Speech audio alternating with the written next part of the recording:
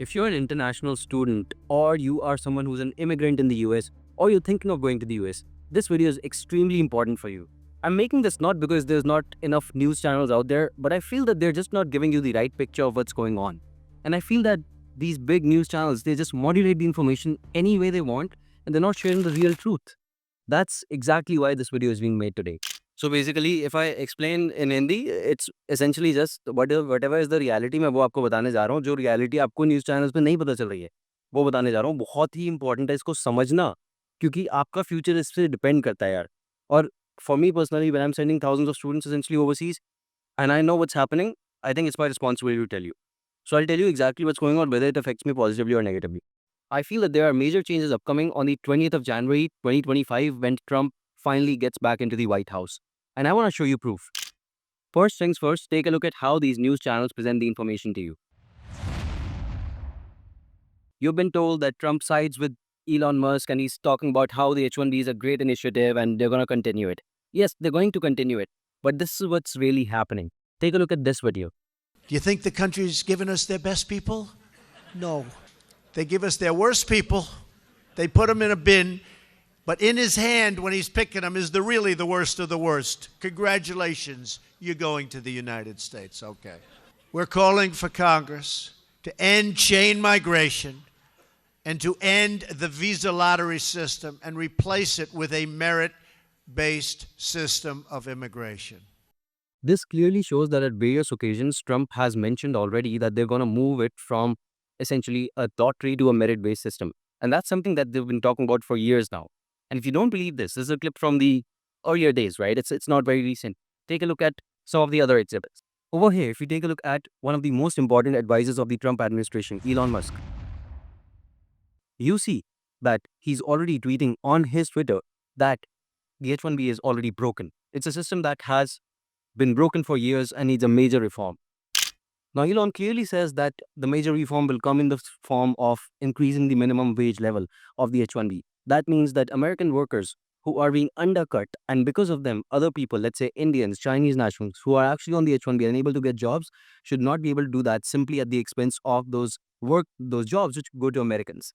So all they want is that Americans get jobs first and then later on, immigrants, let's say Indians, Chinese, all these people should be able to get jobs through the H-1B only when there's a lack of people in the country rather than because these people are cheaper to hire, which is what was happening till now. Now again, if you feel like this information may be outdated, it's not. These screenshots are from today when I'm recording this, which is 29th of December 2024.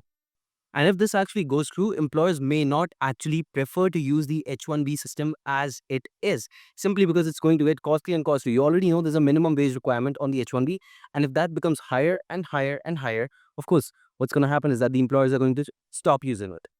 Take a look at another exhibit, Vivek Ramaswamy, again, one of the most important people right now in the administration and advisors of Trump on many issues. And in one of his recent tweets from just today and yesterday itself, he's been talking about how the H-1B system is broken. You see the exact same words being used over here.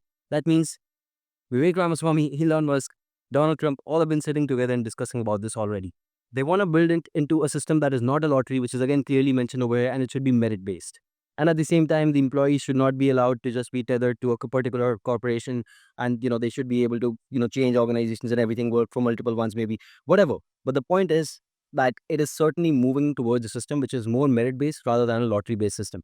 Now, while this is not bad news at all, in many cases, it might be beneficial for you. But if the salaries are raised to a level where it gets difficult to essentially convince the employers to even petition for you, that is the point where people will start facing major issues because they have spent a major amount on their masters in the US, on their bachelors, on their PhD, essentially whatever they've done. And then now they're not even able to essentially petition for the H-1B after their OPT. Now, what's exactly going to happen? No one knows because, of course, they're not going to disclose their strategy. Otherwise, the Biden administration has a chance to make difficulties for them. But with that said, we're going to find out on the 20th of January 2025. My advice is to already start building a profile for certain other visa types, such as the O1 visa, which is extraordinary talent-based visa, has been untouched for years by any administration, and I'm sure it's not going to get touched by this administration as well. Some of these visas, for instance, the O1 will have no cap, no lottery. You're given this visa on the basis of your merit, and you just have to satisfy certain requirements. And as soon as you do that, you're eligible for it. There's no minimum salary requirement, and employers will start shifting more and more towards these. And if you are eligible, that will give you a pathway to stay in the US longer, get a green card in literally 2 to 3 years, even as an Indian or Chinese national, and many other perks are there for these visa types. Now, I've already made a detailed video about the O1, you can check it out, but let me know what you think in the comments down below about the major reforms coming on the H-1B and what you think should happen and what you think should not happen. I'm excited to read your comments and interact with you. And of course, if you're interested in the O1 visas or the EV1 green card, make sure you sign up on YMGrad.com, where we'll give you a free cheat sheet through which you can actually already start building up your profile before even the Trump administration is in office. You can also follow me on Instagram. I'll keep you updated of the updates. I'll see you in the next one. Goodbye and take care.